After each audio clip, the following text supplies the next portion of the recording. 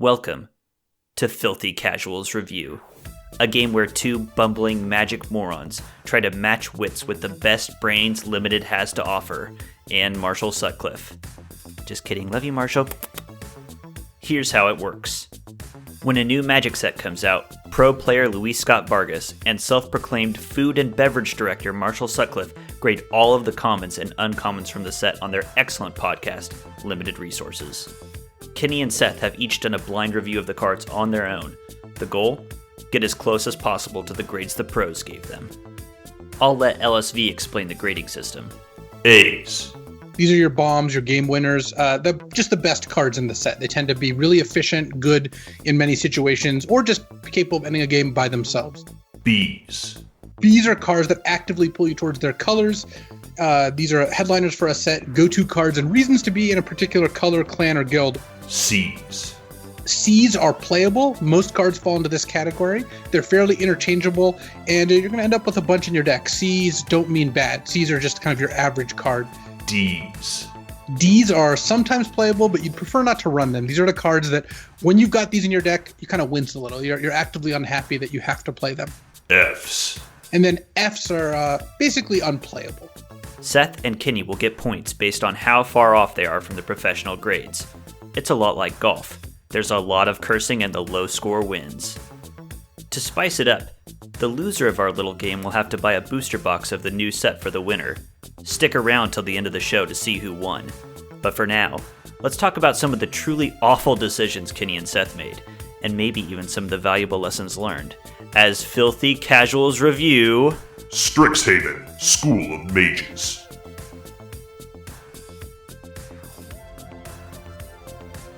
Welcome to Filthy Casuals Review. How's it going, Seth? Going very well. How about yourself? Super good. We got a big show lined up, so I kind of just want to dive into things today. You got it. Let's do it. So before we get into our review of Strixhaven, I want to do a callback to our first official review of Call Time, and I wanted to see how we did. I actually wound up playing a fair amount of Call Time drafts, and I watched a lot of Call Time. One of the things that struck me is that LSV doesn't upload a ton of drafts of like standard sets these days. Like when a new set comes out, he'll typically upload one or two. And for Call Time, he uploaded like 10. And he said on the various shows that he's a part of, he really enjoyed the format. Both he and Marshall super enjoyed the format of Call Time. And I thought it was super cool too. Mm-hmm. Totally agree. We have a lot of information here. And so I wanted to very quickly give out awards for some of our cards and revisit the rankings that we gave some cards. All right, let's hear them. So here's what I'm going to do. For both of us, I'm going to give a defeat award, Ooh.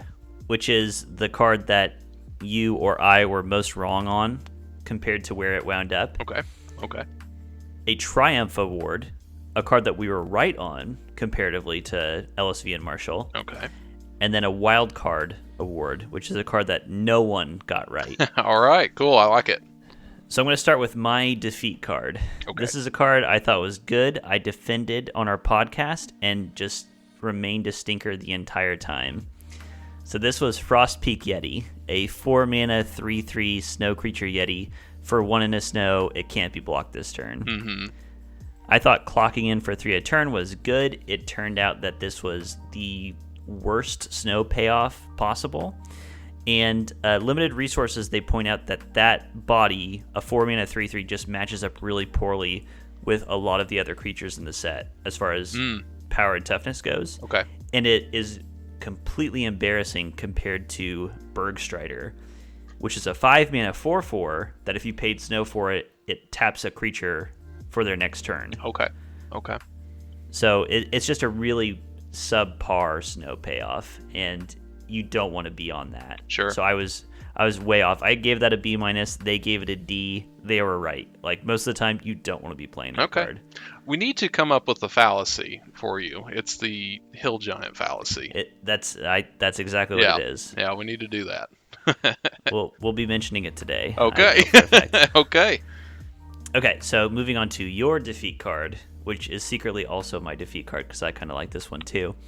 It is Dual Strike. Do you remember Dual Strike? I'm pulling it up now so I can look at it. Ah, yes. Dual strike. This was red for an instant. When you cast your next instant or sorcery with mana value 4 or less, you copy that spell and you choose new targets, and it foretells for 1 red. Mm-hmm. So we liked this for raw efficiency. We liked it for duplicating card draw or removal spells. Sure. Like, it's not like we thought it was incredible. Sure. I think I gave it a C. You gave it a B-, so you thought it was pretty good. Mm-hmm. They gave it an F. And my note I have on this one is, in my entire time playing Kaldheim, I never saw anyone cast this card. Ah, okay. So either everyone was in on it being bad, or it was just stuck in the foretell zone and never got played. Either way, it just did not pan out. Sure. Yeah, I can see that happening with that one. All right, now let's get into the good stuff. There we go. Our triumphs, where Absolutely. we were right and they were wrong. And we got some bangers here. So my triumph, Kenny's triumph, is Frostpire Arcanist. I'll just Okay. read the card out. 4 and a blue for a giant wizard, a 2/5. This spell costs 1 less to cast if you control a giant or wizard. When it comes into play, you can search your library for an instant or sorcery that has the same name as a card in your graveyard, reveal it, put it in your hand, shuffle your library. So basically, it's a 2/5 for 5 or 4 if you have a giant or wizard, and it gets you a spell, but only if you have a copy of that spell in your graveyard. So it rewards you for having giants and wizards, and it rewards you for having multiple copies of spells. Mm-hmm. Okay. Very good. Now, I originally gave this a B-. They gave it a D, which I remember on the podcast being irate about, and I was correct because after they played some games, Marshall said, this is a first pickable card. Like, this is worth a first pick. And I was like, you're goddamn right it is. A 4-mana 2/5 that draws you a spell, yeah, I would say that's okay. Sure. Yeah, of course. And they were being real picky about, oh, but you have to have multiple copies of spells. It's like, well, this is in your deck, so you're looking for multiple copies. And that it actually happens more often than you think. Sure. Okay. Now, your triumph. You gave, I won't reveal the card just yet. You gave this card a B-. They gave it an F. Okay. And I think you were on the right side on this one. Oh, I'm This is curious. Replicating Ring. Yes. Okay. This is Okay. the 3-mana snow artifact that taps to add a mana of any color, which is a snow mana. And then it gets a counter every turn. Once it has 8 or more counters, you get a bunch of copies of the Replicating Ring. Which did happen more often than they thought. Sure. Sure. But in my experience playing, I see this card cast all the time. Both in my games, in my decks, in streams. It happens all the time. It's a perfectly good snow enabler. And a big thing that shook out as the format was revealed, I don't know if you remember this, but when we were talking about it, Limited Resources were really emphasizing how hard it is to get snow. Mm-hmm. Mm-hmm. That was way off. It was way easier to get snow than they thought. Sure. On a table of 8 players, 3 or 4 players are going to be in snow, and Okay. it will be good. Okay. Very good. So I think you called that one pretty well. And this is actually probably going to come back in Strixhaven as well. There is another artifact card that I think has very similar vibes to Replicating Ring and what it does, and that's definitely one we're going to be talking about here in the future. Okay. I'm excited to talk about Yeah, it. absolutely. Last reward, the wild card. The card that everyone was wrong about. This goes to Path to the World Tree. Okay. This was the 1 and a green enchantment that gives you a card in your hand, but then for 2 Wooburg, you sacrifice it, you gain 2 life, you draw 2 cards, an opponent loses 2 life, it does 2 damage to a creature, and you get a 2/2 bear. And LSV said all the time over the course of Kaldheim that this was Cruel Ultimatum, the return of Cruel Ultimatum. Okay. It's that strong.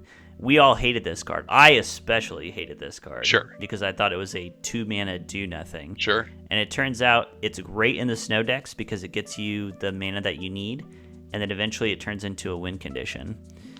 Okay. So this was a big surprise, and again, snow just wound up way better than it seemed at the time. Sure.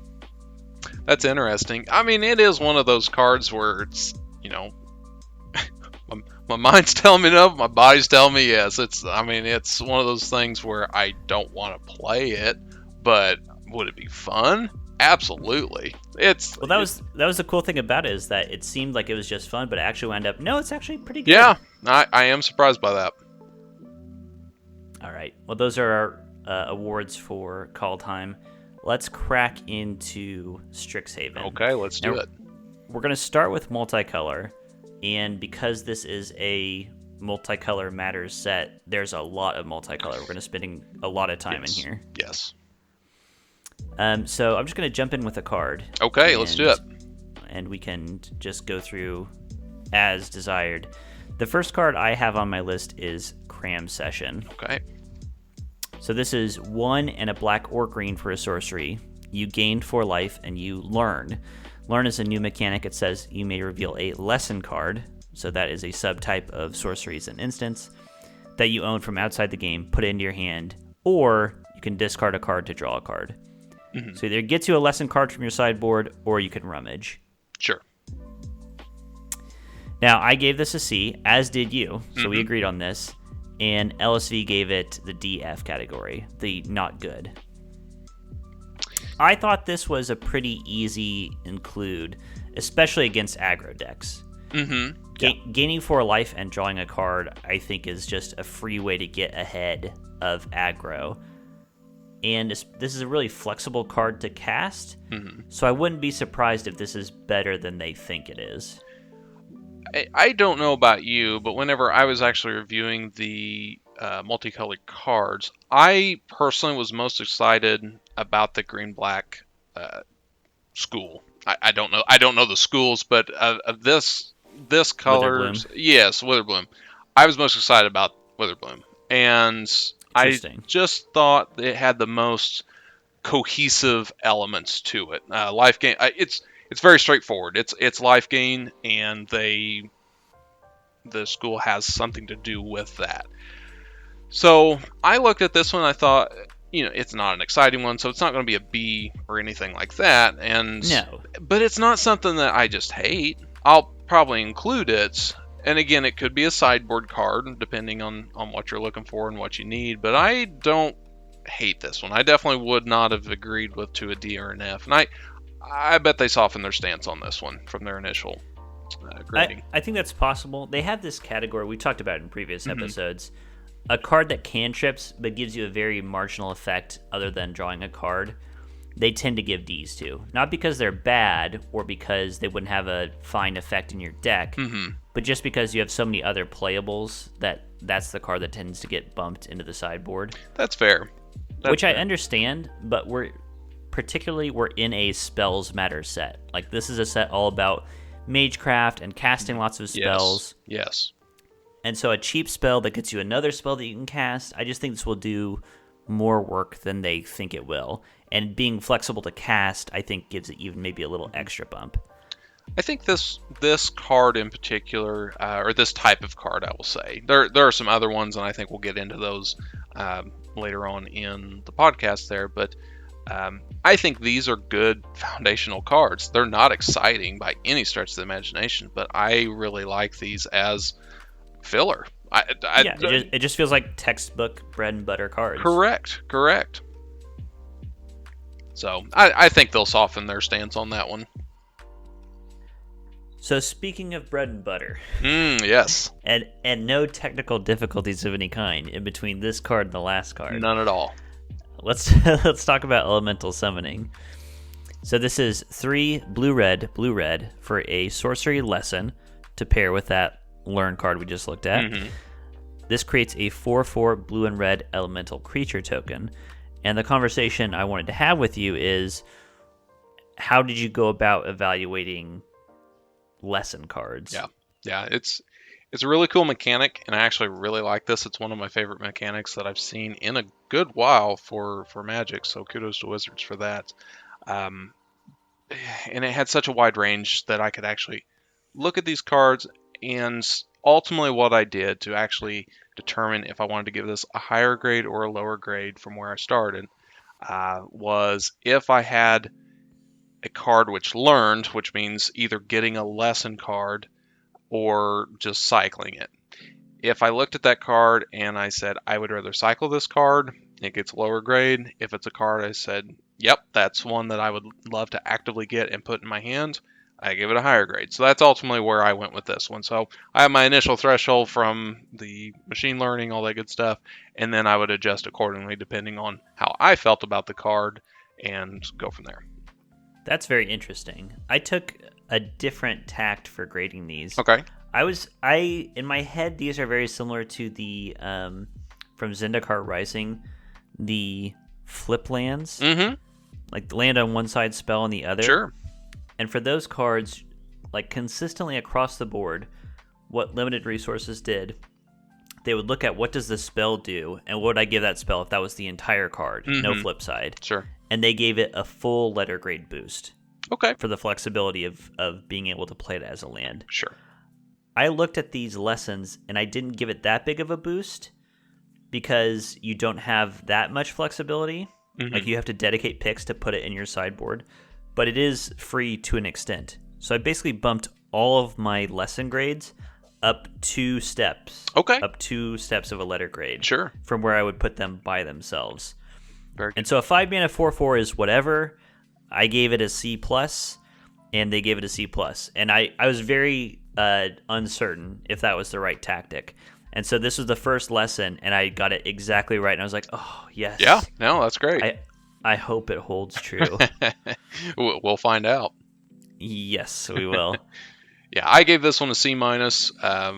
It sounds like we started there both at the C-, but when you bumped it up, you got closer to, or you actually nailed LSV's grade with this one here. So for me, I looked at this one. I thought that was pretty expensive for a 4/4 that I thought I could be doing other stuff with. So, and again, for me, it is, but getting free rolled a 5-mana 4/4 is sweet. That is, and that does have some weight to it for sure. I looked at it at face value to say, would I play a 5-mana 4/4? I said, nah, probably not. So I just gave it a little bit lower grade on this case. Yep. So very good. All right, kudos to you, man. Next up, exhilarating elocution. Ooh. 2 white-black sorcery. Put 2 1/1 counters on target creature you control. Other creatures you control get +1/+1 until end of turn. We gave this in the C range. You gave it a C-. I gave it a C+. They gave it a build around B. Now, my thing about this, so I'm coming off of playing Kaldheim, sure. And Kaldheim is the first limited set I've played seriously, like really seriously ever, I think, other than Cube. Cube I've played the most extensively, but an actual like expert level expansion, Kaldheim is the one I've played. And right now, I really don't like aggressive decks. And I mean, that's my motif in general, and I think yours too. I don't think either of us is really into aggro. Is that fair? That's fair. And I think white is very squarely in the aggro circle most of the time, and white-black in this set definitely is. I don't expect... I played a few white decks in Kaldheim. I always hated it. I played against white decks. They would beat me sometimes, but it was just like coin flipping. Did I get exactly the right draw? So I'm not saying this card can't be good. I'm just saying it's not impressive to me. Marshall, what he had to say is that it's a hard card to evaluate, and he's kind of on the same page I was. He says sometimes you'll lose to this card in a blowout, and then other times it's going to miss and it's going to look absolutely awful. A 4-mana kind of do-nothing spell. Yeah, I definitely think this has a wide range of values that this could have.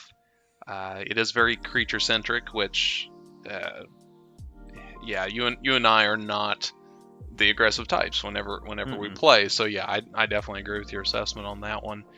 It looks like LSV gave this a build around B. I gave this a C-. You gave this a C+. And I can see where building around this card would definitely elevate it. But if you can go wide enough, yeah. Yeah, I just don't think this is really where I want to be. I didn't give this a D or an F or anything like that because I think it is playable. But I'm sure not going to adjust my card selections. I mean, think of it this way. If you're 6 cards deep in pack 2, I'm not switching or doing anything to actively put this card into my deck. I'm definitely not doing that. So I can't give this a B. I would have to get this early, and I would have to already be going down that path already, and this is just a supplement to that. I think that's the paradox of cards like these. Like in the deck that like the nut white-black deck in Strixhaven, this card will be great. Sure. It will be actively fantastic. But if you don't have that nutty deck, it's not going to be that good. Right. And so you have to already be white-black, which I don't think is a great deck, and be getting really set up. Everybody's passing it to you. And then later you open up this card, and you're like, you get it for free. Sure. Yeah. At which point, I don't think this is a B. It's just like, if white-black's open, yeah, you're going to have a good white-black deck. Sure. I mean, I don't think it's that great. Yeah. It's playable. As far as the pick order goes. Sure. Yeah. I totally agree. All right, next up, a card that you and I completely agree on, but disagree with limited resources, is Golden Ratio. Sure. This is 1 green-blue, sorcery, draw a card for each different power among creatures you control. So this sounds pretty sweet. I agree. And we gave it a B-. We said, hell yeah. I would take that card. I would take it early. I think it's powerful. LSV gives it a C. Okay. So just dead average, fine. And I think they're probably right, as little as I like to admit it. Sure. I think this has a lot of upside, and I think it goes back to what we just talked about, exhilarating elocution. I think this is great in the right deck that's already kind of going down that path. It's a great supplement, but I don't know if I'm actively choosing this card if I'm, packed too deep and having a different strategy. Yeah. LSV made a great observation on this card and completely changed the way I was thinking about it, which is that this card is good in all the same situations that Divination is good in. You're trying to hit your land drops, you're at parity with your opponent, it's even, the board is stalled out, you draw some extra cards, your hand is empty, you're refilling. It's good in the same situations, except it has the drawback of sometimes it'll be a draw 1. Yeah. Or sometimes it'll be a draw 0. Yeah. So Divination is like a whatever card. Sure. It's not amazing. It's like a C-. It's okay. Sure. And this card is good in the same situations and worse in some situations. Yeah, exactly. And Marshall gave it a D+. Which okay. might be the case. I'm not sure. It depends how the format shakes out. Like, this does break stalemates, so there are certain situations I think it'll be good in. But LSV did kind of like alert me to the fact that it's like a worse Divination, which is not a good place to be. Okay, and that's fair. I understand where they're coming from there. Yep.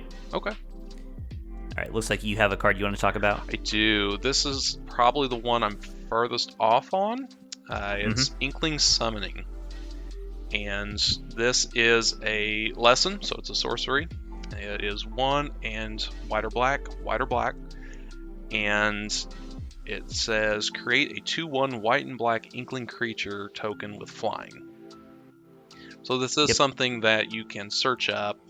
But again, going back to my philosophy and how I graded these lessons, I looked at this card at face value to say, would I actually search for this card?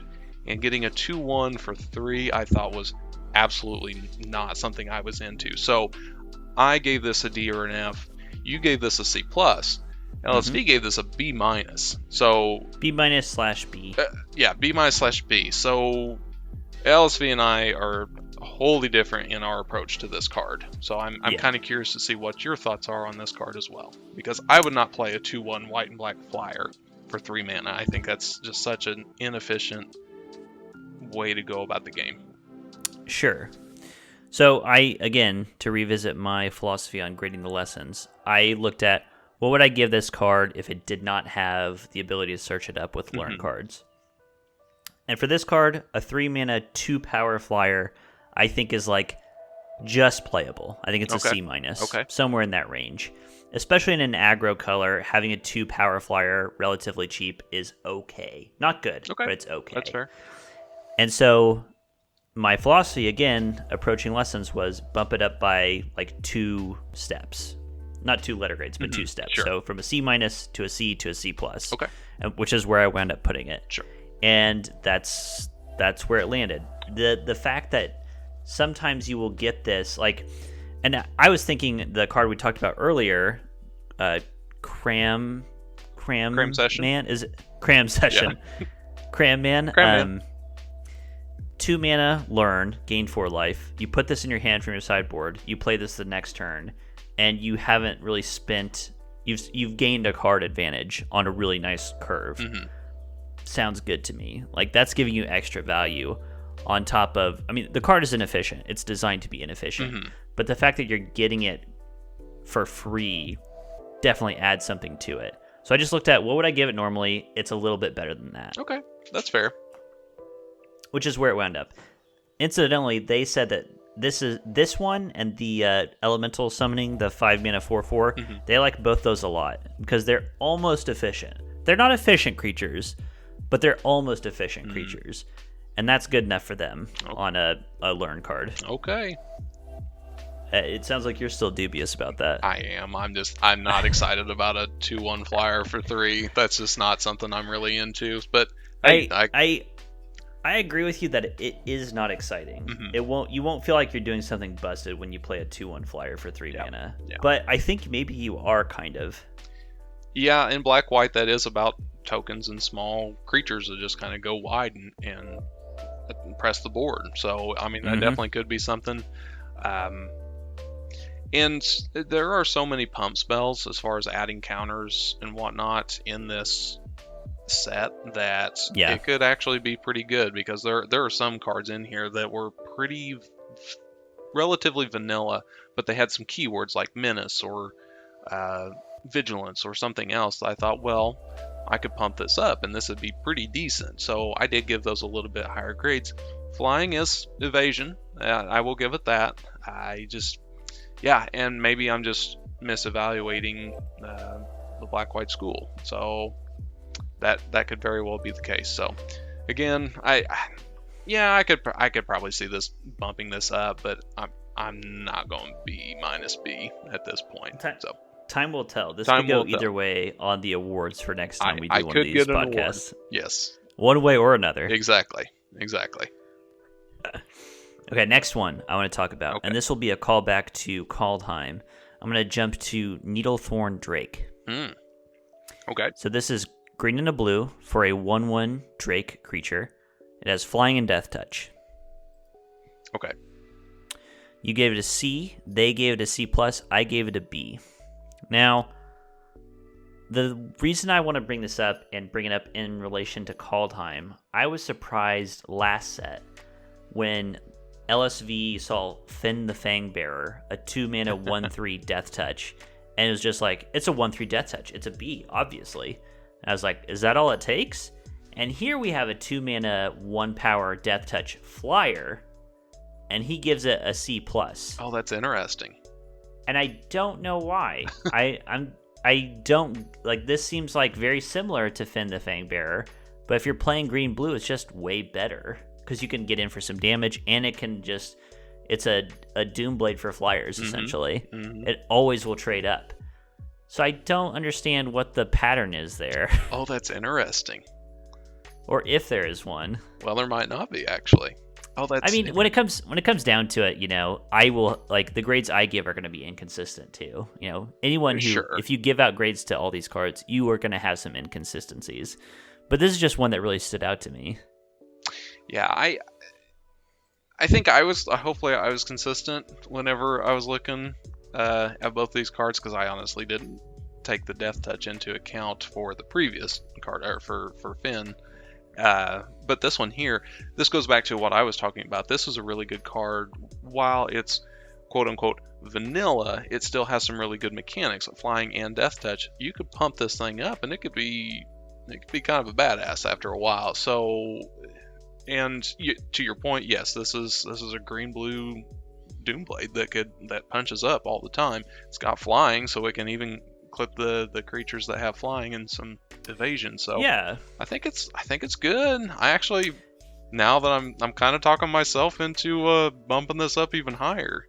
So that's interesting. I think too, like green blue, which is Quandrix, and the rest of the set, this is a rampy style deck Mhm. that's trying to get up to 8 lands, 8 mana, and cast really big spells. Mhm. You want ramp for that, but what else do you want? You want ways to stall out the board early on, and this just seems like a huge role player in that deck. Right. So I think this is actually a really good card. Any blue-green deck would want this, I think. I agree with you there. I think this is a good card, and I think I actually Right. am a little low with the C. Well, I mean, of course, I am lower than LSV, who gave a C plus, versus I gave it a C. I can see this getting into the B category. I really can. So we'll Interesting. keep an eye out. Okay. Keep an eye out for Needlethorn. Okay. That's the sleeper of the set. How about that? I'm cool with that. Cool. Okay, next up. Pest Summoning. Okay. Another lesson. So this is 1, and then any combination of 2 black, 2 green, 1 of each. For another lesson, a sorcery, create 2 1/1 black and green pest creature tokens with, when they die, you gain 1 life. Mm-hmm. I just marked this one because as I was evaluating these cards and going through and seeing how limited resources evaluated them, I gave it a B minus. So did they. I was like, I really think I nailed it, Mhm. at least as far as how they're thinking about it as Yes. well. Yes, I agree with that. So that's just a real quick note on that Sure. one. I rated it a C. I'm probably too low on it. Looking at this kind of objectively from my method, 2/2 that both gain life. Again, I'm a little bit partial to Witherbloom. I think I really like how that school was set up. I probably should have made this one a little bit higher. This is more trusting the process here. This was a common card without mechanics. And the average on that one was a C, so I left it at that. Yep. All right. Next up, you have a card you want to talk about, and actually I do as well. Why don't you introduce this card? Okay. This one is called Reconstruct History. This is 2, a red and a white. It is a sorcery. It is an uncommon, and the text is: return up to 1 target artifact card, up to 1 target enchantment card, up to 1 target instant card, up to 1 target sorcery card, and up to 1 target planeswalker card from your graveyard to hand. Exile Reconstruct History. So there's a lot to unpack here on this one. Mm-hmm. I will say the grades here, and let's go from there. I gave this a C. Kenny, you gave this a build around B minus. Mm-hmm. LSV gave this a D or an F. Yep. So, since you had the largest margin here on this one, I'll let you start. Yeah. Why did you like this card so well? So this was really funny listening to the podcast as they discussed the card. Because LSV is reading the card and he's like, bare minimum, you're paying 5 mana to get a creature back from the graveyard. Mm-hmm. And I was like, yeah. And then Marshall's like, it doesn't get creatures back. Mm. And LSV's like, wait, what? And he goes back and reads it, like, oh, it doesn't. And literally, he and I just made the exact same mistake reading the card. It does not give you a creature back. Sure. Gives you everything which else.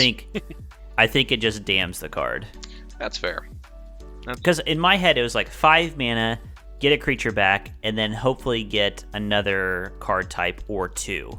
And if you get 2, now you're really talking. Now you're in the B range. Mm-hmm. Mm-hmm. And it doesn't do that. Like, you're talking best case scenario, 5 mana, an instant and a sorcery card back to your hand. Sure. For 5 mana, which is pretty clunky. So this was just a straight up misreading of the card. I just shortcutted in my head. Oh, it's just looking at every card type. Nope, it's not looking at every card type. It doesn't do that. Mm-hmm. So it doesn't do what I thought it did. Okay, that's fair. In my notes for this one here, I gave this one a C. Originally, this started at a B minus because it's an uncommon. But in my method, I'm changing this one down to a C. And this is truly because this has such a wide range of outcomes that this could possibly have. This could be nothing. This could be a quote-unquote draw 5 by getting 5 cards back into your hand. Yep. So that's a game changer if you get that, but that's the thing. There's a lot of setup to actually get that, so I really hesitated to think of the upside. I'm going to make this a B or whatever. So I knocked this one down to a C. I just played middle of the road. I played the safe route on this one. Sure. Yeah, I've definitely had some of those cards where I have a strong opinion, but I'm like, let's hedge my bets here a That, little that's bit. exactly what this card did for me. I was like, okay, yeah. It just had so many wide ranges that I thought, well, let's just go middle of the road. Yep. Let me tell you a card that I gambled on and I won. Okay, let's hear it. I don't know what your experience was with this card. This is Teach by Example. So this is 2 mana, any combination of red and blue for an instant. When you cast your next instant or sorcery spell this turn, copy that spell. You may choose new targets for the copy. We just got done giving the Seth's Defeat Award for Dual Strike in Kaldheim, where you said that was good, and I did as well, and they evaluated it really low. We both gave it a good grade here, both giving it a C, and we were close. LSV gives it a C-. And I'll just speak for my thought process on this. I know they hate these cards. Yep. And especially from last set, I know they hate this type of card. But in a set where spells matter and Magecraft matters, where you get extra effects from casting instants or sorceries or copying instants and sorceries, you get some extra value. And I know recently you texted me and you said, with Magecraft, if somebody copies a spell, do you get multiple Magecraft triggers? And I was like, yes. Was this the card you were thinking of? That was exactly the card I was asking about. I knew it. Yep, absolutely. Because this was either a D or an F if it didn't, or this was something a lot stronger if it did, and thankfully it was the latter. Yeah, I mean, if you cast a spell and then Teach by Example it, you're getting 3 triggers of Magecraft, which is pretty dope. Yep. Now, interestingly enough, that takes it from D or F to C. This still doesn't make it that good of a card. Yeah, exactly. It's not something. And again, going back to what you said about the Kaldheim card, I can't think of it off the top of my head, but Dual Strike. Yes, thank you. And I didn't want to go too high with this card, so again, went middle of the road. What's actually funny is my method actually said this was a C-, and I bumped it up to a C because of the Magecraft enablement. So, yeah, I should have trusted the process technically on this one, but I still think this one has merits to be used here. Definitely. Okay, well that will round out multicolor at long last. Now we're going to get into the monocolored cards. And so these will be briefer than normal. We'll only have a few cards to talk about in each one. Let's start with Ageless Guardian. Okay. A super interesting in-depth card. This is 1 and a white for a Spirit Soldier. It is a 1/4. That's the card. That's it. Now, you wisely gave this a D or an F, as did Limited Resources. I gave it a C-. And this was one of those classic examples of I'm seeing that spirits have some kind of support in the set. So maybe this is okay. Stop some early aggression, enable your spirits. No. The spirits, much like other weakly supported archetypes, I don't think is going to get there. Especially in white, I don't think is good. It looks like you also are looking at spirits and being like, eh. Yeah, that's exactly it. I just typed into Scryfall how many spirits there are in this set. There was, I think, less than 12. I said that's good enough for me. That's D or F category. And in addition to, we even talked about this with the white-black as well. White-black is pretty aggressive. This is not an aggressive card. This is a defensive card. So it kind of goes against what white is going for. So it didn't strike me as a card that was really worth our time.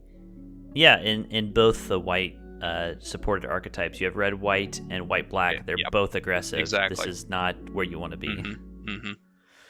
Yep. Smart. I have my moments. Okay. Why don't you introduce the next card? Okay. Well, like I said, I have my moments. This is not one of them. Let's do, and I'm going to mispronounce this because it just does not roll off the tongue well, but it's Clever Lumimancer, not Luminancer. Not bad. Yeah, I got it. I really had to focus on that one, but I got it. So Clever Lumimancer.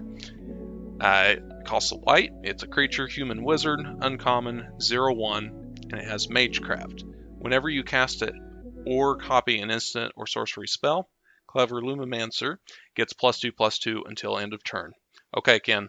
Pop quiz. What card does this remind you of? Step links. Yes, exactly. It's it's not verbatim, but man, this thing is so close. 1 white mana 0/1 that can get pumped for 2/2 Mhm. with the possibility of multiple triggers. Mhm. That is exactly the card I was thinking Yeah, of. that's exactly right. I knew you would think of that one because that is what this card essentially is. Yeah. And it was a great card. It was awesome in World Wake. Mm-hmm. So I gave it a C+. You gave it a B-. LSV, D, or F. Very, very surprised by this one. Punishing. Yes. I was too, but this is one of those that the more I think about it and the more I think about their evaluation, the more it makes sense. So there is one more card. Sorry, just to interrupt here real quick. There is one more card that this also reminds me of. And while not the same color, it's in the same vein in that what it's trying to do. So there's a red card, Monastery Swiftspear, that this also reminds me of. Yep.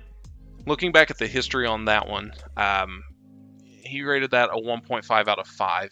And the reason why is because he doesn't love cards that depends on more spells. Now, I get that in the set that was in. That was not a spell-centric set. This one is. And if you have Magecraft and can pump this up to be a 4 or 5 on, I don't know, maybe as early as turn 2, if you have a white deck and you have a bunch of 1/1 spells. Now, I don't think that's necessarily going to be the case. I think that's best case scenario. But still a 4 or 5 on turn 3, turn 4, that's nothing to scoff at. I'd be attacking with that all the time. And there's so many +1/+1 counters that you could get. Now, it doesn't... One thing that I could knock off for this one, it doesn't have any kind of evasion. It's just a body. So, yeah. It's going to fall off. It is, but this is a great early game, and this is exactly what red and white are doing. And so I really don't agree with the DRF on this one, but I wouldn't rank it too terribly high either. Gotcha. Yeah. Let me ask you a question, a related question. Let's say you're drafting, a modern limited set like Strixhaven. Okay. And let's say you open pack 1, and part of the set is Goblin Guide. 1 red mana, 2/2 haste. Mm-hmm. They reveal a card, blah, blah, blah. Are you first picking Goblin Guide? It's definitely in consideration. It's a strong consideration. I don't think I'm even looking at it. Really? No, I don't think so. I think it's great in Cube, where you can really support it super heavily. And I think that's part of the equation here. Sure. Steplinks was great in Zendikar, but that was like a notoriously aggressive set. No, that's fair. That is fair. And it doesn't look like this set is super aggressive, to my mind. That is something that was in the back of my mind when I was reviewing this, especially the red-blue cards, with how expensive a lot of those were. And I was like, are we really going to get to that point? And that's a neutral statement. Yeah, and I think in this set, after looking at it more holistically, I think, yes, we can. So that does kind of knock this down. And whenever you're talking about Goblin Guide, I guess I should preface that with like some context about how quick the set is. And it was, yeah. Yeah, no, that's very fair. In Zendikar, yeah, you would take Goblin Guide. Absolutely. Big time you would take it. Another issue here is that whereas with Step Links, the way to pump it is just by hitting land drops, which you're doing for free anyway. Here, the way to pump is by casting cheap spells. Yeah. So that's affecting your deck composition. And they point out, and this is the thing I definitely did not think about, you attack with your 0/1, your Clever Lumimancer, right? And they just say, okay, I'm not blocking. Sure. Are you throwing away a spell to get through an extra 2 damage? Probably not. Probably not. Yeah, realistically, probably not. So this is just you're going to attack with your 0/1 bluff. They're going to let you swing, do no damage, and now you have a spell in your hand that you're not going to cast. It doesn't seem that good. I think this falls in the category of just like, I think I'm going to get my ass beat by this card for sure. Sure. And I will never win a game with it. I think that's the category. I think sometimes cards are not necessarily made for limited, and I don't think this card is made for limited. No, you're right, and they I mentioned think- that. They're like, this is a huge constructed Yeah, player. this thing's. I have a feeling, and I'll make this call. I have a feeling that this card will be banned at some point. Interesting. I do. I think it's horrendously aggressive in the right deck that can pump this thing. Think of all the actually this might go into like a Bogle's style of deck where you're just pumping the shit out of this thing really quickly, and Potentially. I You throw think an aura this on thing it could gives be. an extra 2 power. Yeah, I think this thing could be really backbreaking. I think this has potential to be banned. I really do. But we're not talking about that. We're talking about limited on there. But like from a limited perspective, yeah, not great. But I think this thing has a lot of potential.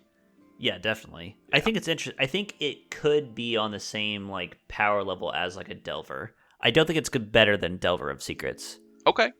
And Delver isn't banned. Yeah, that's fair. That's I think fair. it's going to be I think you're right that it's going to be a huge role player. I in think so too. Older formats. We're definitely going to see this one in older formats. Yeah. Yes, certainly. Okay. All right. Very good. Next up, a card that will not see play in older formats. Pillar Drop Rescuer. Really? You think so? This is 4 and a white for a Spirit Cleric, a 2/2 flyer. When it enters the battlefield, you return a creature card with mana value 3 or less from your graveyard to your hand. Now, Seth, we Yes. have done 2 Filthy Casual reviews so far. And I have been extremely guilty in those previous ones of over-evaluating shitty gravediggers, over-expensive cards, creature cards that return a thing to your hand. Sure.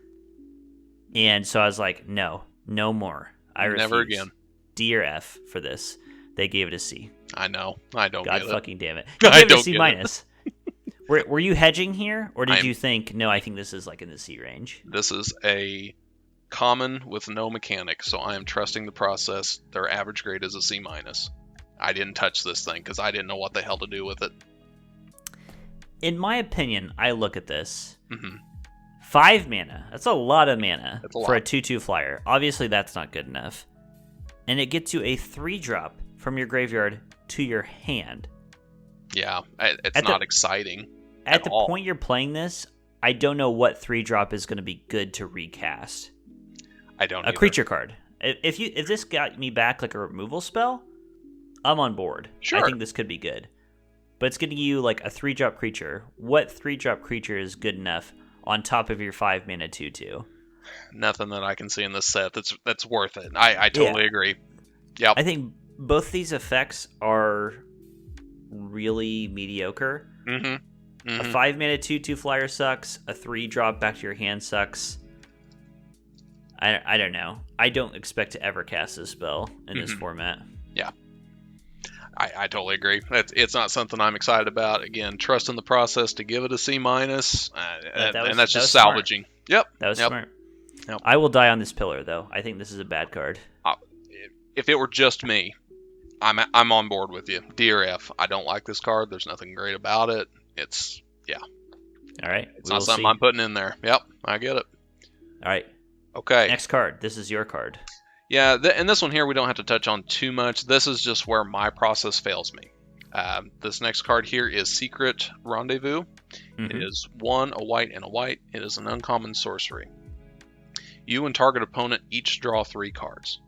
So in my process, I have found that there is statistical significance between uncommons and commons. So I have listed all of my uncommons as a B minus, as that's what the average from the previous 3 sets have been that I have entered into my database, and I allow myself to move 4 points essentially from that because that's the standard deviation that I see when I look at uncommons. So I allow that. And this got the full 4-point low as possible because I hate this card. I would give this a D or an F, but I thought, well, let's trust the process because the symmetry of this really, really sucks. Yeah. I hate everything about this card. I guess it inspires Magecraft, whatever. It's not at the cost of your opponent drawing 3 cards. That's not worth it. So Yeah. I gave it a C. again, low as I can get. You and LSV gave this a D or an F. That's where my heart is. But again, this is just where my process kind of fails me. Now it's one card. I get that. We've got 190 some here that we're looking at. So it's again just one out. But man, I look at this card. I'm like, oh, this is not going to be good. This is not going to be good. Yep. I mean, it's the classic. Oh, we both draw the same number of cards. Oh, but I spent mana and a card to make this happen. And you get it for free. Yep. That's never going to be good. No, not at all. Not at all. All right. Let's go on to blue then. Let's do it. I'm going to jump to Mercurial Transformation. Okay. Oh, right. This card. Mm-hmm. Ah, Jesus Christ. All right, so this is 1 to blue. Okay. A sorcery lesson. Until end of turn, target non-land permanent loses its abilities and becomes your choice of a blue frog creature with base power and toughness 1/1, or a blue octopus creature with base power and toughness 4/4. Now there's a very simple thing that I missed on this card. Okay. That takes it from a C+ down to the graveyard. That takes it to hell. Okay. Essentially. Which is that I thought it was an instant. Ah. It is a sorcery. Mm-hmm. So what are you doing with this card?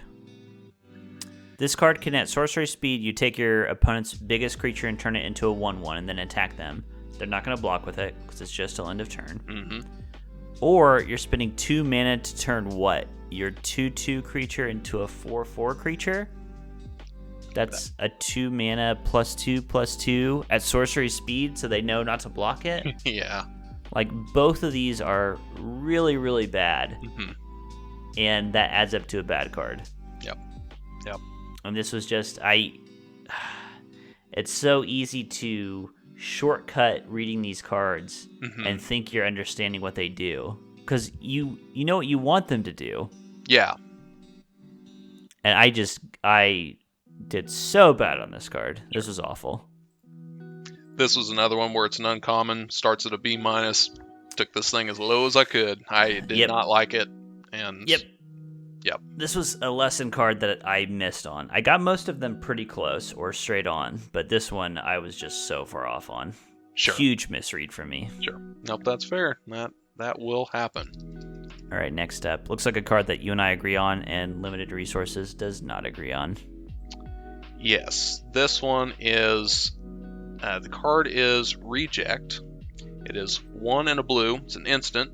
And the text is, counter target creature or planeswalker spell unless its controller pays 3. If that spell is countered this way, exile it instead of putting it into its owner's graveyard.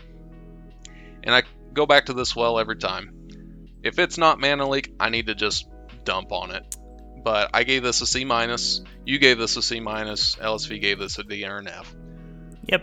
And yeah, I need to continue rejecting, these cards until Mana Leak makes a return. It's as simple as that. I agree. I think that I want to go one step further. Sure. I think even if it is Mana Leak, I'm going to give it a D or an F. Really? You're going to go that far with it, huh? I mean, look at this card. How far away is this from Mana Leak and Limited? 2 mana, counter a creature unless they pay 3. That's basically Mana Leak. Yeah. Now Limited is creature heavy. Is this set as creature heavy? That's my question. This is a spell focused set, and that is right. The one thing that is omitted in this card. You're right, but how often is Reject not going to be able to counter a creature?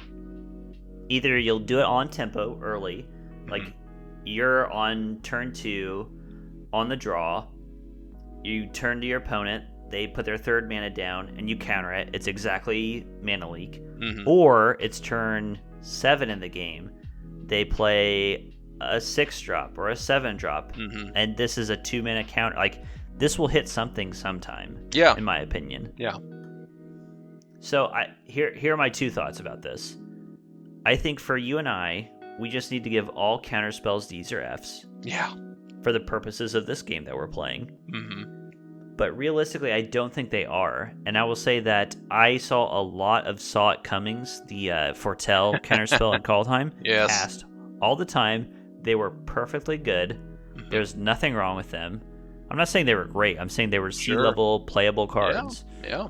And so I think they are overly down on them, but we need to adjust to that. I think, like what we want and what LSV says are two totally different things, and the game is we need to match LSV. So we have to accept that. We do. As much as we hate it, we have to accept it. Yep. All right, what's your next card? It is Solve the Equation, which is a card name that is... I like it a lot, but I did not like the card.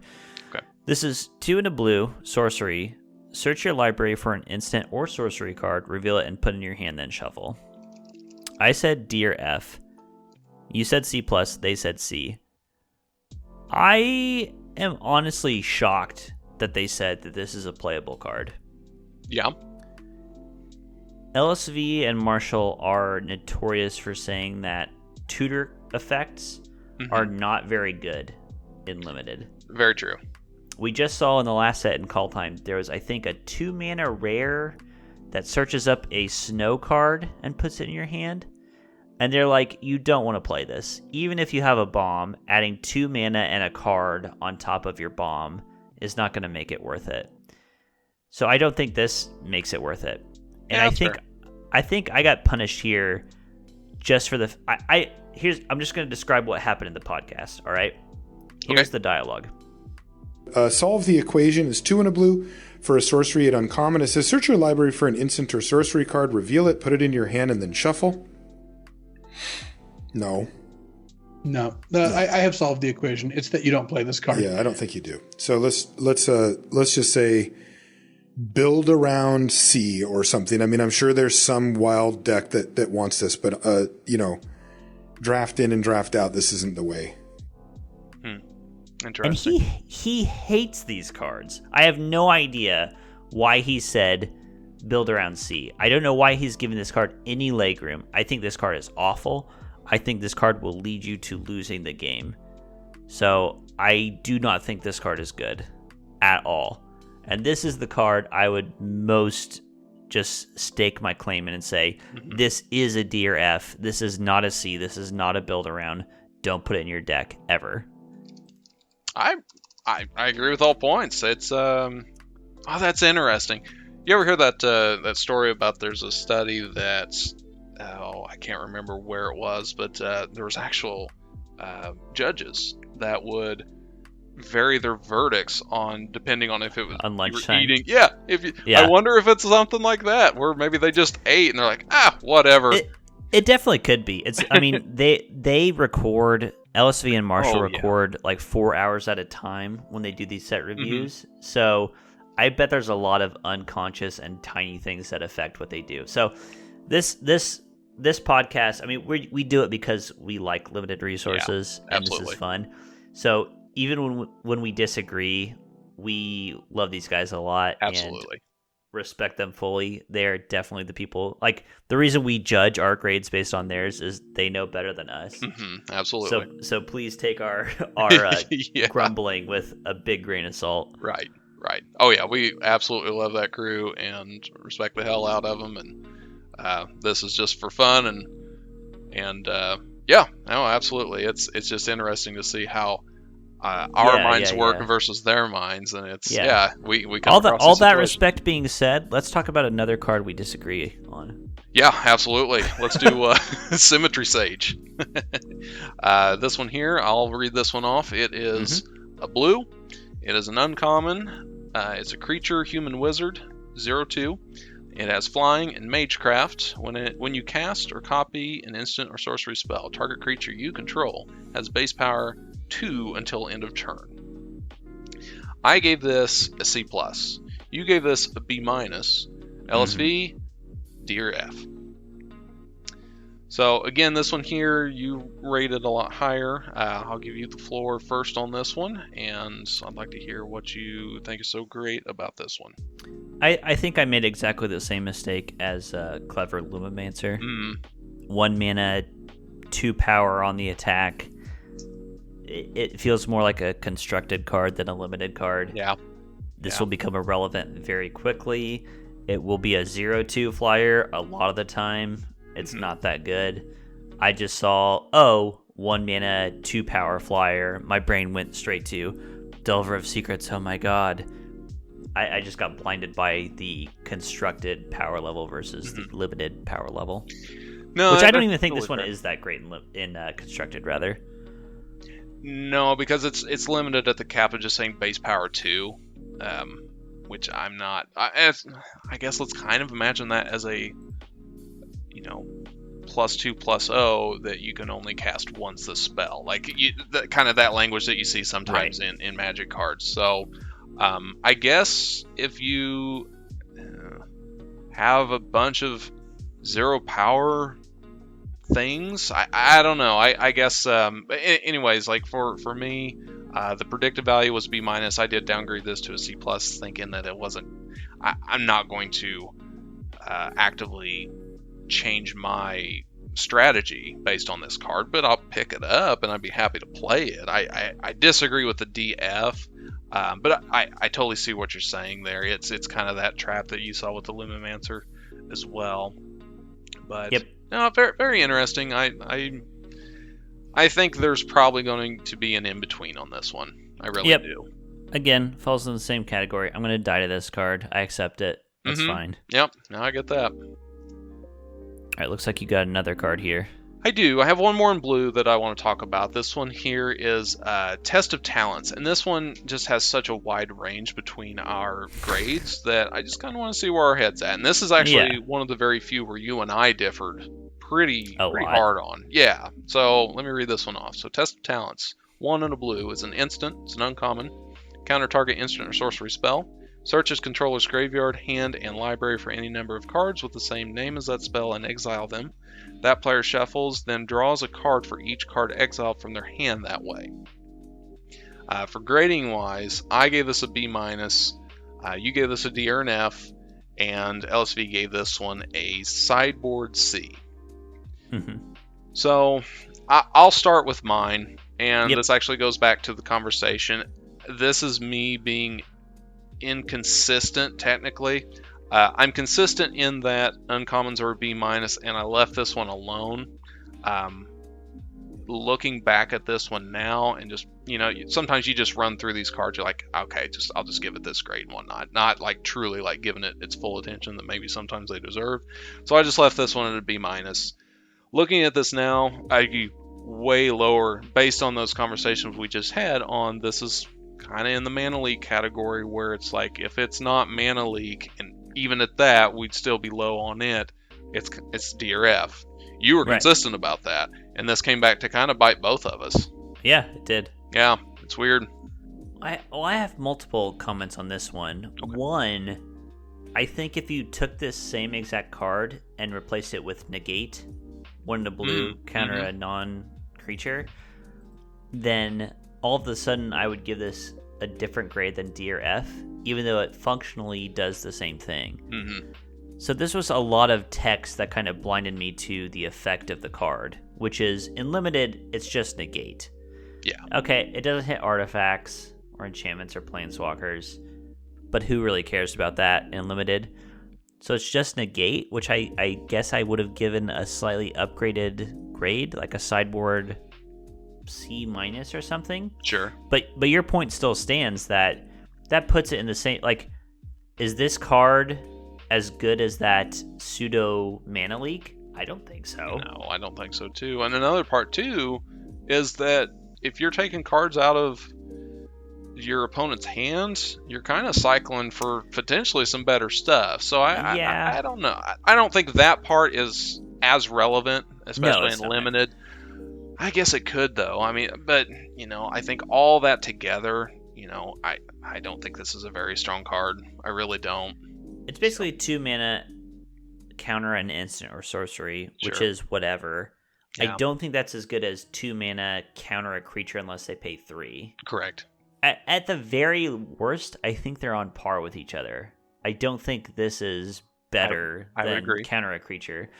But, time will tell, I suppose. But I'm saying that, and I'm just like, hell no, it's not better. I'm like, no. Even in a spell-heavy set, you're going to be casting more creatures than instants or sorceries. Mm-hmm. So a 2-mana counter a creature, unless they pay 3, is going to be better on average than 2-mana counter an instant or sorcery, I think. Sure. So, I don't know. Yeah. I disagree with this one. I think that'll be a card I'll be happy to play. I don't think... I don't know. Yeah. I don't know. Yeah, this one has such a wide range. And with good reason. We have discussions where we can talk ourselves into it, talk ourselves out of it very easily. Yeah.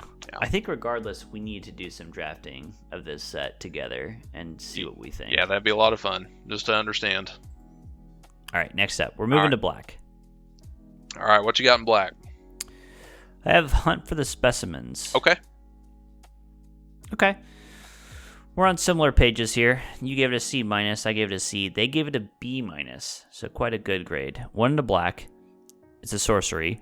It makes a 1/1 black and green pest. When it dies, you gain a life, and it has Learn. So, this is another kind of like minimal effect, but gives you Learn, so you can get a lesson from your sideboard. Mm-hmm. I think it's interesting on multiple fronts.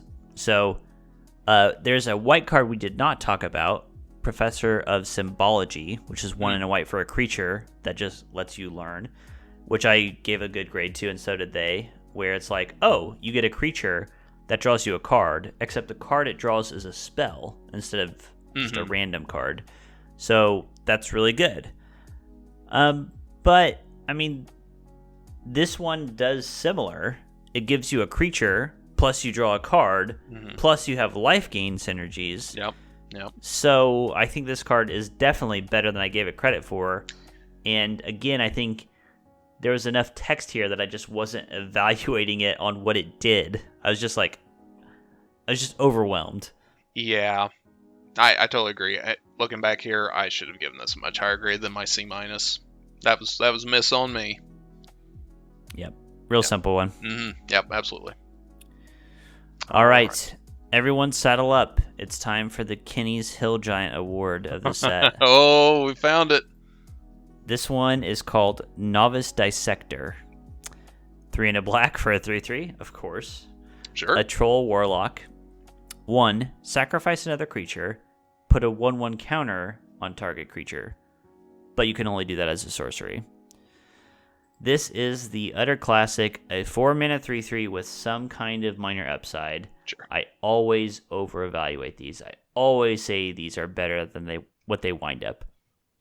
What I need to do is go with my gut and then deduct it a full letter grade. I think that is the algorithm I need to employ to make this work.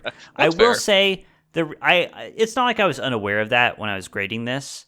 Sure. But what made me tick it up a bit is that this is a 1-mana sacrifice outlet. Pay 1, you don't even have to tap it, sacrifice, and Witherbloom is about that.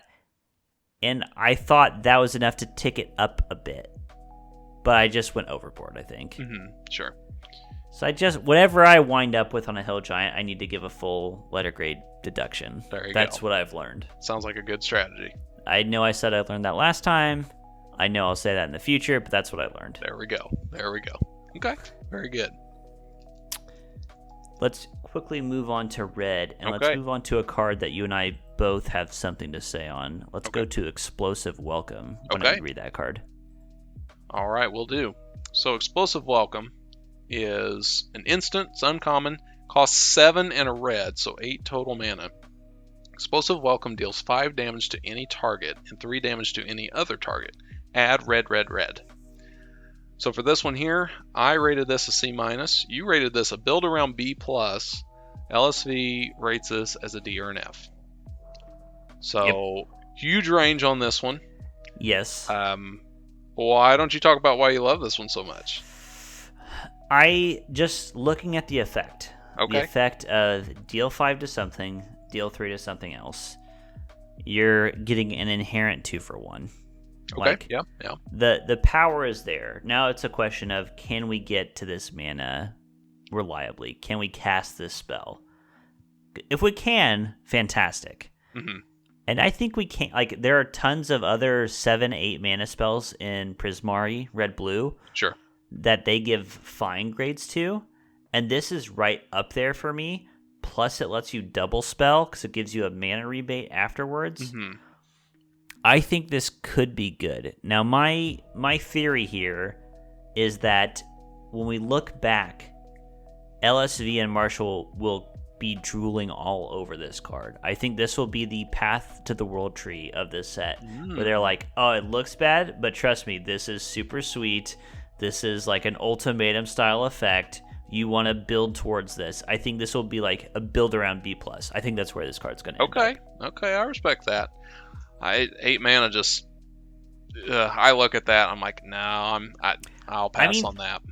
Yeah, I mean, normally I would agree. The Sure. effect is there, though, and this color pairing wants to do this. That's fair. And are there any... I cannot think off the top of my head. Are there any spell cast reduction costs that reduces costs? Okay, so Yes. And that also helps this too. Yep.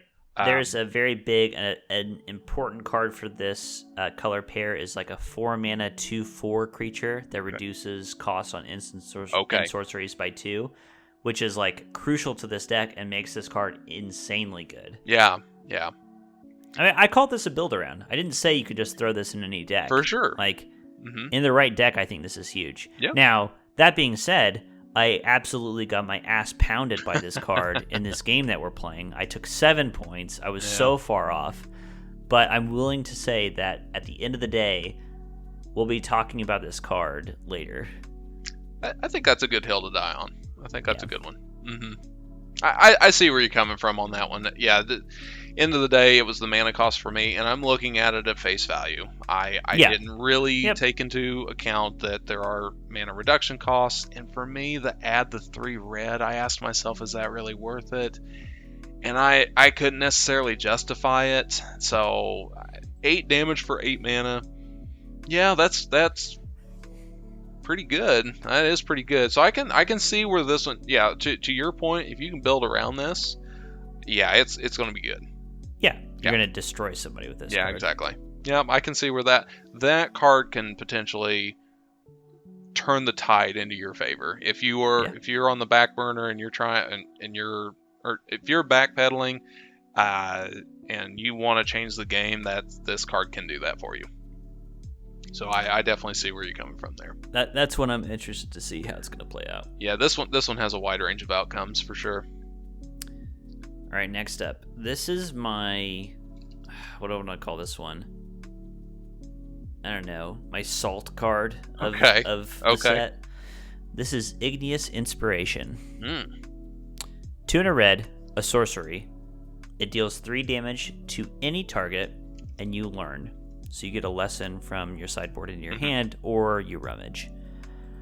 Now, I should not be pissed off about this card as far as the grade goes, because I gave it an A-, they gave it a B+, so I'm only a little bit off. Sure. You gave it a B-. We're both pretty close. I wonder what would they give 2 and a red, deal 3 to any target, draw a card. Oh, jeez. I would give that some level of A. 3 mana, kill a relevant creature and draw a card, I think is just so gross for limited these days. Great point. That's my only note that I had on this one. I should have been higher on this card. That's the only thing I said, and that's at a B-. So, yeah. Oh, that's excellent. Like, I understand that the card you're drawing is not the best card. Like, you're drawing an Elemental Mastery, the 5 mana 4/4, but you're getting off the back of a 3 mana kill something. Like, I just think that's so good.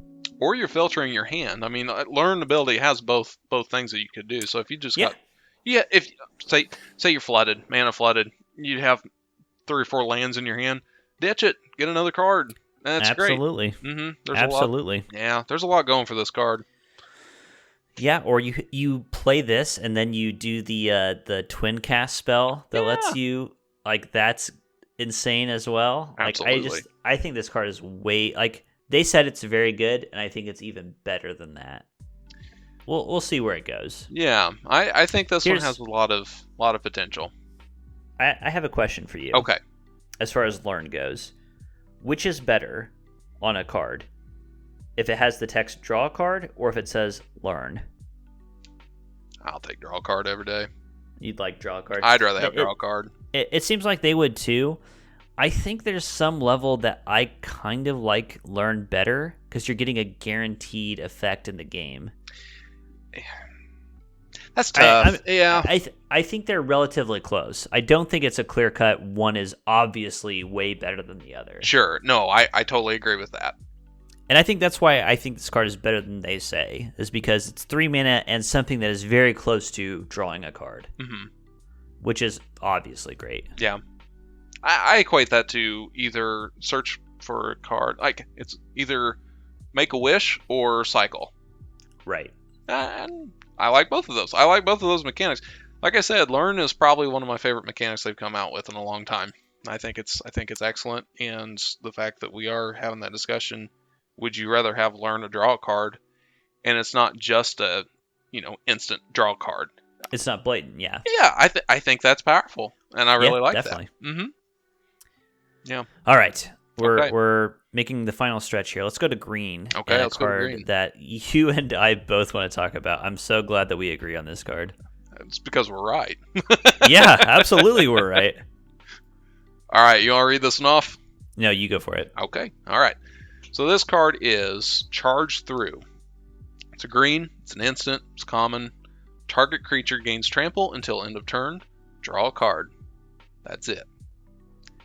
I gave this a D or an F. You gave this a D or an F. LSV gave this a C. And I don't understand why. It's Do you want to read your note that you left? Because that really cracks me up. Yeah, LOL, no. Like, like, it was just wrong. And again, all respect to LSV. Of course. This is a D or an F. I don't know why this is even a discussion. I figured, honestly, this should have been just like, yeah, no, and then just move on. I would fully expect that. I spent the least amount of time thinking about this card when I was grading it. Yeah. Because again, there's a very consistent category with limited resources, a cantrip that has a minimal effect, right? Yeah.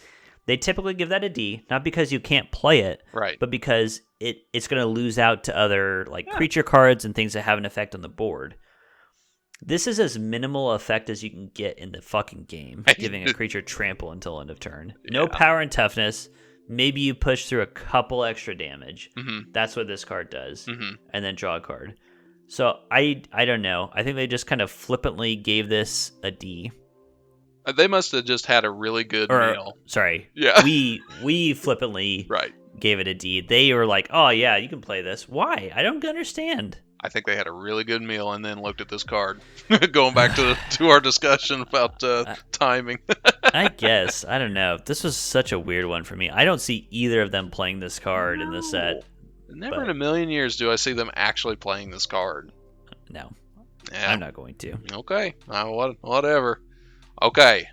I've got one more here in green that I want to talk about. Uh-huh. And again, we agree on this one. So we're obviously right on this one. This is, exactly. So this one is Honor Troll. It's 2 and a green. It's a creature, Troll Druid. It's an uncommon. It's a 2/3. Has Vigilance. If you would gain life, gain that much life +1 instead. And Honor Troll gets +2/+1 as long as you have 25 or more life. You and I both gave this a build around B-. LSV gave this one a C. We're not too terribly far off, but No. I see this card, and while I'm not, depending on the rares or the mythics that's also in this, I'm probably looking at this one as one of the first picks. I would say probably top 3 picks in the first 3 packs that you get. I like this card. It can be a 4/4 as long as you have 25 or more life. If we're going back to the Witherbloom school, that actually seems like that's going to be pretty easy to do. And this has Vigilance. It's a great body that you can attack and you can start kind of battering through your opponent's creatures, and it still has Vigilance, so it can defend as well. So I think this is a pretty strong card, especially if you build around it and you get it early, or it's a great supplement if you're already building in Witherbloom or have a life gain focused deck. Yeah, I would agree. I mean, I think I started on a baseline of this is an uncommon, so I'm looking at it's probably some kind of higher power level. Sure. A 3-mana 2/3 Vigilance. It's not the strongest card, but that's not embarrassing to start out. And then it's boosting all your life gain. It's eventually going to turn into a 4/4 Vigilance creature. All these things together, it's like little incremental things that turn it into a reasonably potent creature, in my opinion. So yeah, I just think it's generally not bad. Yeah. I don't know why this is not a very good creature. I'd definitely pick it up. Now, let me ask you this, Okay. because at this point, here's what I was thinking. Would you? I was looking at these cards and thinking that the average power level of commons and uncommons in this set is quite high, I think. So I had to look at the statistics on that, and it's not. It's based on their grades. No, not based on the grades, but looking at actual power and toughness, it's not too. I see what you're not saying. too far out of like Kaldheim or even Fate Reforged or anything like that. So it was kind of in line with stuff. So the average, I'm going to get this wrong, and I apologize. I won't be too far off, but the average power for the uncommons and commons in particular, this is not including your rares and mythics. The average power was about 2.2-ish, 2.3, and your average toughness was about 2.8. Sure. Around there. So this can defend, and this would, possibly kill quite a few creatures, especially once you get to 4/4 with the Honor Troll. Yeah. That's significant. That's definitely a body.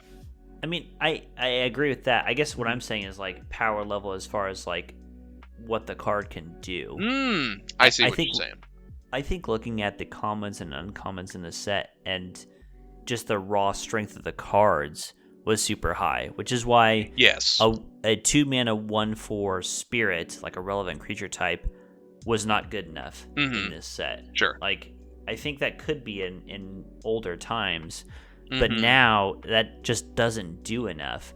And Sure. I think maybe this card suffers for the same thing. Like a 3-mana 2/3 with some marginal stuff is just not good enough compared. Like they're again going back to red for a second.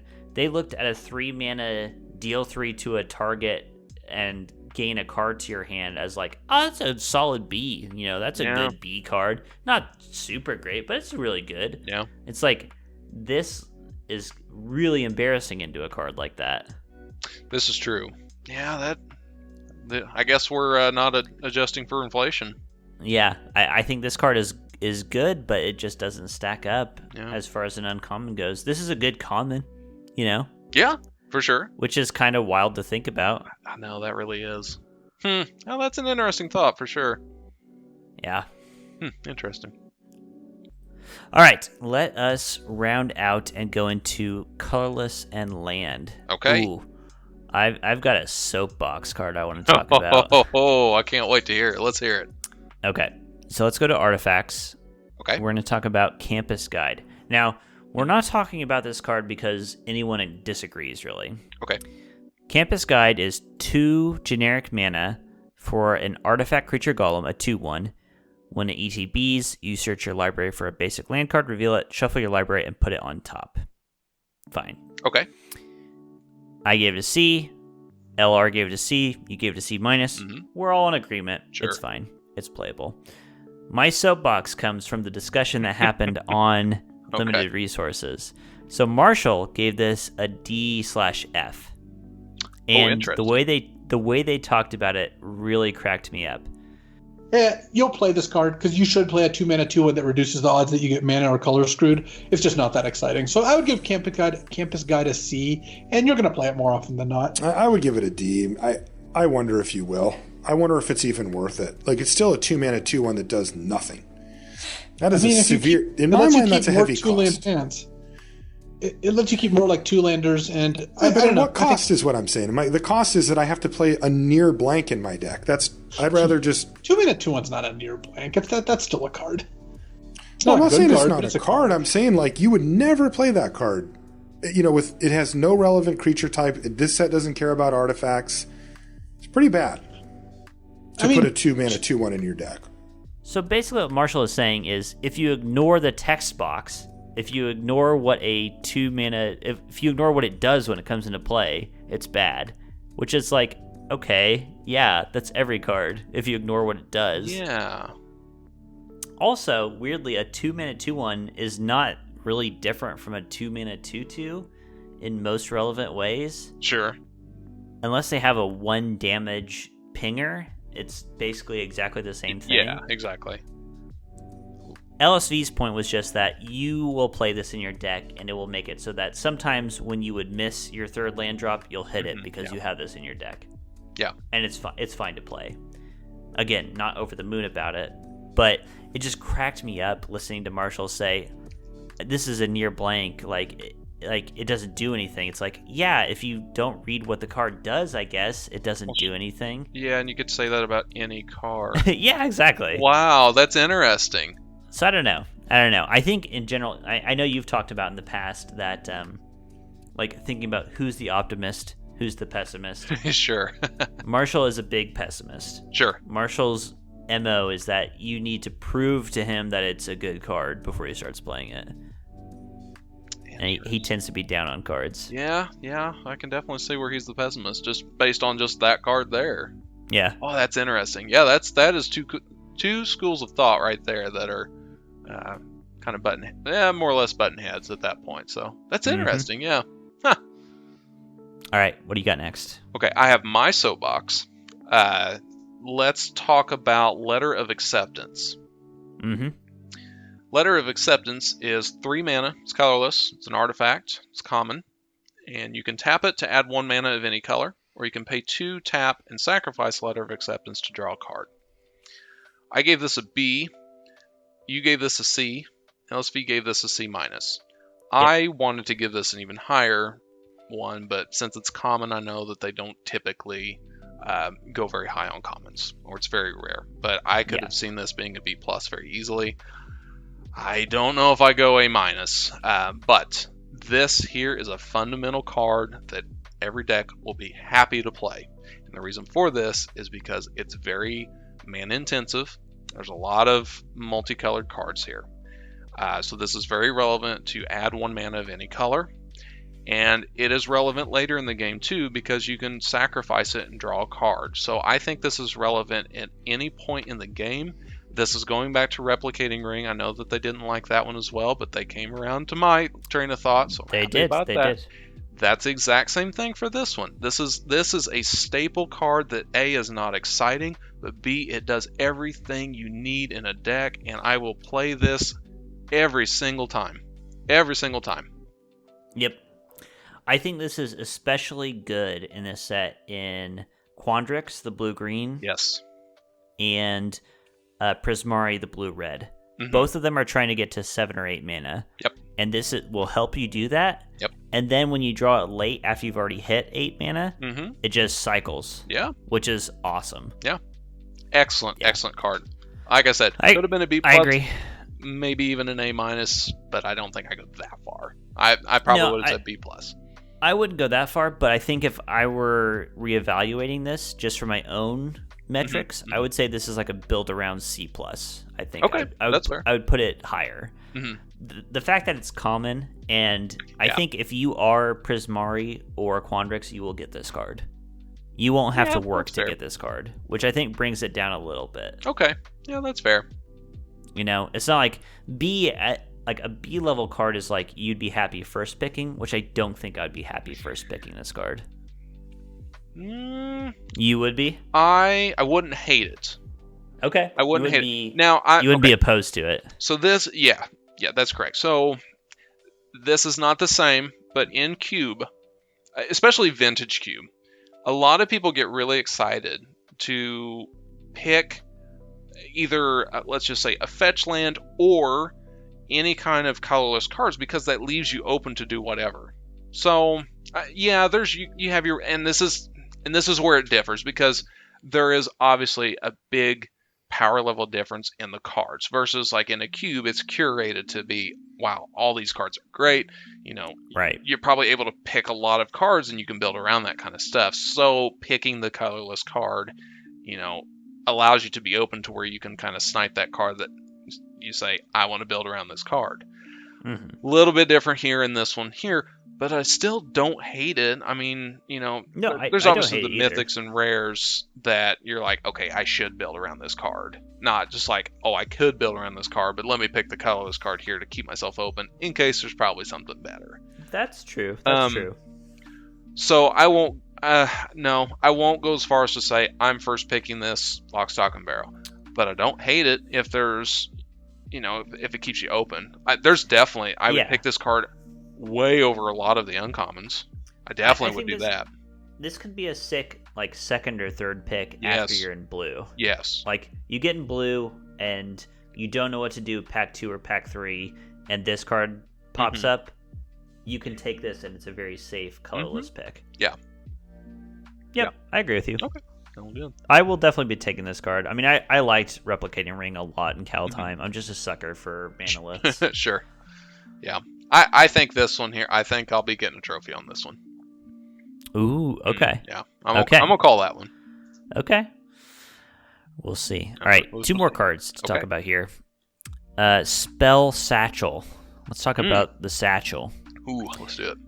A 2-mana artifact, an uncommon, Magecraft.